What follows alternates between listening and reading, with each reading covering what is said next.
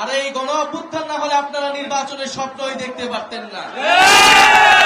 এই গণ অভ্যুত্থান না হলে, যদি কোটা সংস্কার আন্দোলন থেকে আমরা এটাকে গণ অভ্যুত্থানের দিকে নিয়ে যেতাম, সরকার পতনের দিকে নিয়ে যেতাম, তাহলে এই শেখ হাসিনার সরকারের অধীনে আপনারা আরো 4 বছর অপেক্ষা করতেন।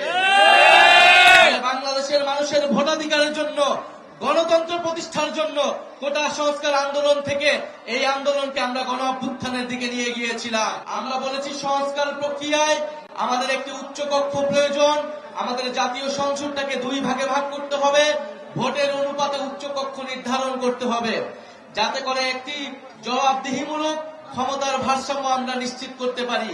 সেই উচ্চকক্ষের সংসদে সেই ভোটের অনুপাতের উচ্চকক্ষে এখনো ঐক্যমত হয়নি, ফলে জুলাই সনদ এখনো আটকে রয়েছে।